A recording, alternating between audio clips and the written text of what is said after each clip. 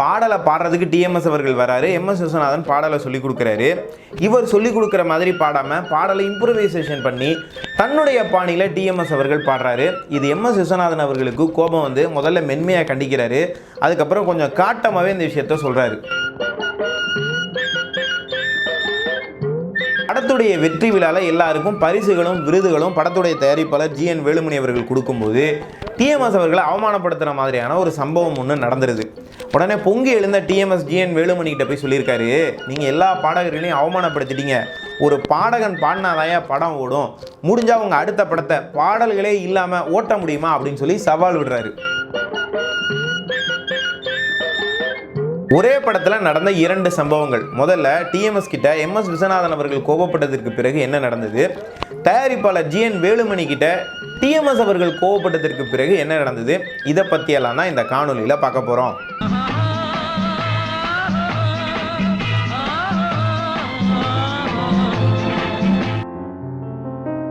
MS Viswanathan Ramamurthy அப்படிங்கிற இசை இரட்டையர்கள் சில வெற்றிகள் சில தோல்விகள் அப்படிங்கிற மாதிரி பயணிச்சுட்டு இருந்த ஒரு காலகட்டம். அவங்களுடைய அந்த இசைத்துறையில் ஒரு பெரிய வளர்ச்சி அவங்களுக்கு தேவைப்பட்டது. இந்த காலகட்டத்தில் தான் மிக முக்கியமான ஒரு படத்துக்கு வந்து இசையமைக்கிறாங்க. இந்த படத்திற்கு பிறகு எம்எஸ் விஸ்வநாதன் ராமமூர்த்தியுடைய மார்க்கெட் பெரிய அளவுக்கு வந்து போணுச்சு. இந்த படத்தை எடுக்கிறது யாருன்னா புகழ்பெற்ற தயாரிப்பாளராக இருந்த ஜிஎன் வேலுமணி அவர்கள். ஜிஎன் வேலுமணி சிவாஜி அவர்களை வச்சு எடுத்த இந்த படத்துக்கும் அவர் சிவாஜியை வச்சு எடுக்க போகிற அடுத்த படத்துக்கும் நிறைய தொடர்புகள் இருந்தது. ஏன்னா இந்த படத்துக்கு வந்து கதாசிரியர் யாருன்னா சோலைமலை அப்படிங்கிறவர் கதாசிரியராக இருந்தார். படத்தை புகழ்பெற்ற இயக்குனரான பீம்சிங் அவர்கள் வந்து இயக்குனார். படத்துக்கு இசை எம்எஸ் விஸ்வநாதன் ராமமூர்த்தி அவர்கள். சிவாஜி கதாநாயகனாக நடிக்க எல்லா பாடல்களையுமே வந்து பார்த்திங்கன்னா பட்டுக்கோட்டை கல்யாண சுந்தரம் தான் எழுதியிருந்தார். இந்த படத்தில் டிஎம்எஸ் அவர்களுடைய பங்களிப்பு எப்படி இருந்தது அப்படின்னு சொன்னால், சிவாஜினாலே டிஎம்எஸ் தான்ப்பா அப்படிங்கிற மாதிரியான ஒரு நிலைமைக்கு டிஎம் சௌந்தரராஜன் அவர்கள் வளர்ந்திருந்தார். ஏன்னா திருச்சி லோகநாதன், சிஎஸ் ஜெயராமன் போட்டிகளை எல்லாம் சமாளித்து இப்போ கிட்டத்தட்ட டிஎம்எஸ் அவர்கள் ஒரு முன்னணி பாடகராக வந்தது மட்டும் இல்லாமல் சிவாஜினாலே இது டிஎம்எஸ் தான்ப்பா, டிஎம்எஸ் பாடினா தான் நல்லாயிருக்கும் அப்படிங்கிற மாதிரியான ஒரு இடத்துக்கு வந்துட்டார். இன்னொரு குறிப்பிடத்தகுந்த செய்தி என்ன அப்படின்னா, பட்டுக்கோட்டை கல்யாண சுந்தரம் டிஎம்எஸ் எம்ஜிஆர் அப்படிங்கிற கூட்டணி புகழடைஞ்ச மாதிரியே இன்னொரு பக்கம் பட்டுக்கோட்டை கல்யாண சுந்தரம் டிஎம்எஸ் சிவாஜி அப்படிங்கிற கூட்டணியை வந்து உருவாக்குறாங்க. அதுவும் வந்து புகழடையுது. இப்படி எடுக்கப்பட்ட ஒரு படம் தான் பதிபக்தி. இதில் டிஎம்எஸ் அவர்கள் பாடிய அந்த முதல் பாடலே ரொம்ப புகழடைஞ்சுது. அந்த பாடல் சிவாஜி வந்து ஒரு இராணுவ வீரராக லீவுக்கு வந்து ஊருக்காக கிளம்பி வரும்போது பாடிக்கிட்டே வர்ற மாதிரியான ஒரு அற்புதமான டிஎம்எஸ் பாடல். வீடு நோக்கி ஓடி வந்த நம்மையே நாடி நிற்குதே அநேக நன்மையே அப்படிங்கிற அற்புதமான பாடல். வீடு நோக்கி ஓடுகின்ற நம்மையே நாடி நிற்குதே அநேக நன்மையே. இந்த படத்தில் இன்னொரு சுவாரஸ்யமான சம்பவம் ஒன்று நடந்தது. அது என்னன்னா, டிஎம் சௌந்தரராஜன் அவர்களும் புகழ்பெற்ற கலைஞரான சந்திரபாபு அவர்களும் முதல் முறையாக சேர்ந்து வந்து ஒரு பாடல் ஒன்று பாடுறாங்க. படத்தில் ரிக்ஷாக்காரங்களாக சிவாஜியும் சந்திரபாபுவும் வருவாங்க. இந்த இடத்துல கம்யூனிஸ்ட் கவிஞரான பட்டுக்கோட்டை கல்யாண சுந்தரம் ஒரு பாடல் எழுதியிருப்பார். அந்த பாடல் எதை பற்றியது அப்படின்னு சொன்னால், அந்த காலத்தில் வந்து அண்ணா சொன்னார், நான் திண்ணையில் இருந்துக்கிட்டாவது திராவிட நாடு கேட்பேன் அப்படின்னு சொல்லி சொன்னார். இதை விமர்சிக்கிற விதமாக, இவர் கம்யூனிஸ்ட் இல்லையா, அப்போ வந்து திமுகவுக்கும் கம்யூனிஸ்ட்டுக்கும் ஆகாது, இதை விமர்சிக்கிற விதமாக பட்டுக்கோட்டை வந்து ஒரு பாட்டு எழுதுறார். இந்த திண்ணை பேச்சு வீரரிடம் ஒரு கண்ணாய் இருக்கணும் அண்ணாச்சி அப்படிங்கிற ஒரு பாடல். இது ரொம்பவே புகழடைந்த ஒரு பாடல்னு சொல்லலாம்.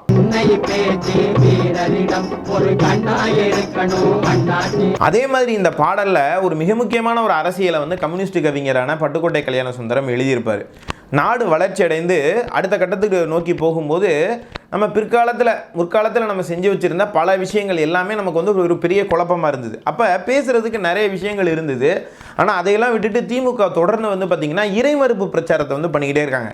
கடவுள் இல்லை, தெய்வம் கிடையாது, சாமி கும்பிடக்கூடாது, கோயிலுக்கு போகக்கூடாது, இப்படியான பிரச்சாரங்கள் எல்லை மீறி போய்கிட்டு இருந்த ஒரு காலகட்டம். இதை விமர்சிக்கிற விதமாக பட்டுக்கோட்டை இந்த படத்தில் ஒரு அரசியலை பேசியிருப்பார். அதுவும் ரிக்ஷாக்காரங்க பாடுற மாதிரியாக வரிகளை வந்து போட்டிருப்பார். கடவுள் இருப்பதும் இல்லை என்பதும் கதைக்கு உதவாத வெறும் பேச்சு, இங்கே கஞ்சிக்கு இல்லாதவர் கவலை போக்கவே கருத வேண்டியதை மறந்தாச்சு அப்படின்னு அழகாக எழுதியிருப்பார்.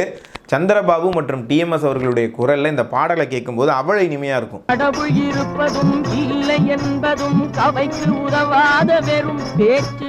ஜிஎன் வேலுமணி அவர்கள் தயாரித்த இந்த படம் மிகப்பெரிய வெற்றியடையது, பதிபக்திங்கிற படம்.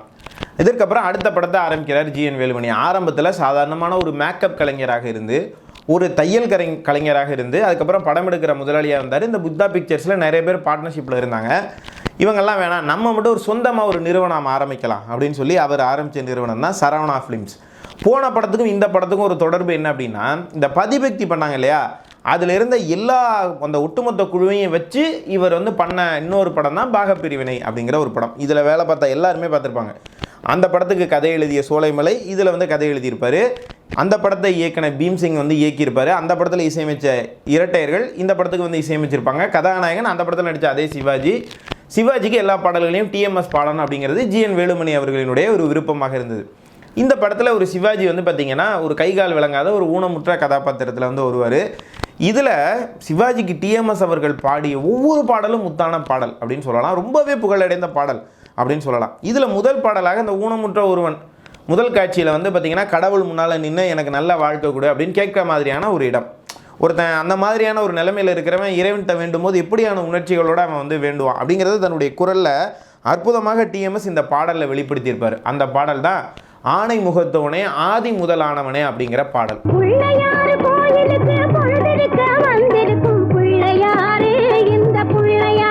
இந்த பாடலை விட டிஎம்எஸ் அவர்கள் சிவாஜிக்கு பாடிய இன்னொரு பாடல் ரொம்பவே புகழடைந்தது.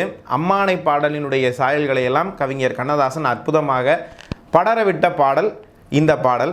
தான் பிறந்த மதுரையினுடைய பெருமைகளை வாய்விட்டு பாடுறதுக்கு டிஎம்எஸ் அவர்களுக்கு கவிஞர் கண்ணதாசன் கொடுத்த ஒரு வாய்ப்பு அப்படின்னே சொல்லலாம். அதுதான் கவிஞர் கண்ணதாசன் எழுதிய தேரோடும் எங்க சீரான மதுரையிலே ஊரார்கள் கொண்டாடும் ஒயிலாட்டம் அப்படிங்கிற பாடல்.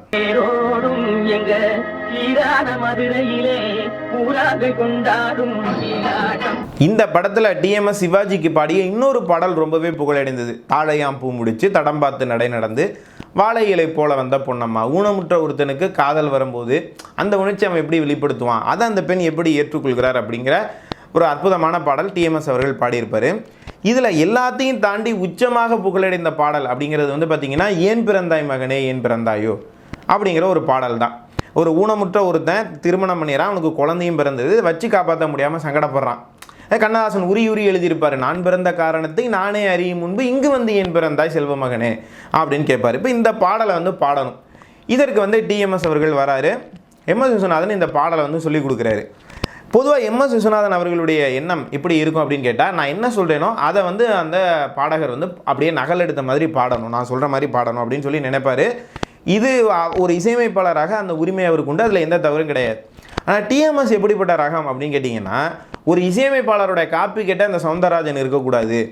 அந்த பாடல் வந்து படத்தில் எப்படி வருது, அதுக்கு கதையம்சம் வந்து என்ன, அந்த கதாபாத்திரம் எப்படி சித்தரிக்கப்பட்டிருக்குதுன்னு சொல்லி அந்த கதாபாத்திரமாகவே மாறி சின்னது பெருசு பண்ணி பாடுறது, ஏற்ற இறக்கம் நிறைய கொடுத்து அழுத்தையும் கூட்டியும் பாடுறது, இன்னும் சொல்ல போனால் ஆங்கிலத்தில் இம்ப்ரவைசேஷன் செஞ்சு பாடுறது. ஒரு பாடகர் அந்த பாடலை உள்வாங்கி தன்னுடைய பாணியில் பாடுறது. இவர் வந்து இப்படி வந்து பாடி காமிக்கிறாரு டிஎம்எஸ் அவர்கள். இது கொஞ்சம் எம்எஸ் விஸ்வநாதன் அவர்களுக்கு டென்ஷன் ஆகுது டிஎம் சௌந்தரராஜன் அவர்கள் மேலே. அண்ணே இந்த மாதிரி வேணாண்ணே, நீங்கள் ரொம்ப ஏற்ற இறக்கம் கொடுக்குறீங்க, ரொம்ப சின்னது பெருசு பண்ணுறீங்க, ரொம்ப அழுத்தியும் குட்டியும் வந்து பாடுறீங்க, அந்த மாதிரி இருந்தால் நல்லா இருக்காது, ஓரளவுக்கு இருந்தால் போதும் அப்படின்னு சொல்கிறாரு. நான் டிஎம்எஸ் கேட்கல, அப்பா இது சின்னது பெருசு பண்ணுற பாணிங்கிறது தான் ரொம்ப முக்கியம், அப்போ தான் அந்த கதாபாத்திரத்துக்கு ஒரு உணர்ச்சி வரும், நல்லா இருக்கும், நான் பாடுறேன், நீங்கள் அதை கேளுங்க நல்லா இருக்கும் அப்படின்னு சொல்லிட்டு அதே மாதிரி பாடுறாரு. எம்எஸ் விஸ்வநாதன் வந்து ஒத்துக்கலை. இதை கொஞ்சம் காட்டாமவே கண்டித்து பார்க்குறாரு. உடனே அதுக்கு டிஎம்எஸ் என்ன சொல்கிறாருன்னா, இது வந்து எம்எஸ் சுப்புலட்சுமி அவர்கள்ட்ட இருந்து நான் பார்த்து தெரிஞ்சுக்கிட்ட ஒரு அம்சம், அதனால் எந்த இடத்துல அழுத்தியும் குட்டியும் பாடணுமோ அங்கே தான் பாடணும் அப்படிங்கிறாரு. வேணானே வாயை விட்டு ஃப்ரீயாக பாடுங்க, இந்த மாதிரி வேணான்னு எம்எஸ் விஸ்வநாதன் சொல்லி பார்க்குறாரு. ஆனால் இப்போ டிஎம்எஸ் அவர்கள் சொன்னால் கேட்குற நிலைமையில் இல்லை. இப்போ இண்டஸ்ட்ரியில் ஒரு பெரிய ஒரு இடத்துக்கு வந்துட்டார். அதாவது ரெண்டு இமயங்களுக்குள்ளே ஒரு நடந்த ஒரு சின்ன உரசல் அப்படின்னு சொல்லலாம். வேறு வழி இல்லை. இப்போ டிஎம்எஸ் அவர்களை வந்து சொன்னால் கேட்குற கண்டிஷனில் அவர் இல்லை. சரி, அவர் பாணியிலே இந்த பாடலை பாடட்டும் அப்படின்னு சொல்லி எம்எஸ் விஸ்வநாதன் அவர்கள் அனுமதிக்கிறாரு.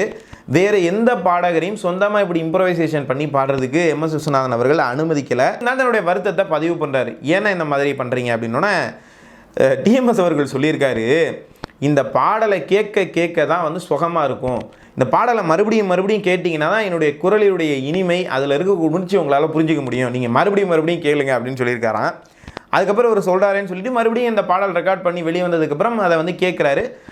டிஎம்எஸ் அவர்கள் சொல்கிறதுல ஒரு உண்மை இருக்குது அப்படின்னு சொல்லி புரிஞ்சுக்கிட்டு அந்த உரிமையை, அதாவது தான் எப்படி சொல்லி கொடுக்குறோமோ அதிலிருந்து இல்லாமல் அந்த இம்ப்ரவைசேஷன் பண்ணி பாடக்கூடிய அந்த உரிமையை டிஎம்எஸ் அவர்களுக்கு மட்டும் எம்எஸ் விஸ்வநாதன் அவர்கள் வந்து கொடுக்குறாரு. பின்னாளில் வரக்கூடிய எல்லா பாடல்கள்லையுமே வந்து பார்த்திங்கன்னா எம்எஸ் விஸ்வநாதன் அவர்களுடைய கம்போசிங்கை தாண்டி ஒரு சொந்த இம்ப்ரவைசேஷனோட தான் டிஎம்எஸ் அவர்கள் பாடினார் அப்படிங்கிறது குறிப்பிடத்தகுந்தது.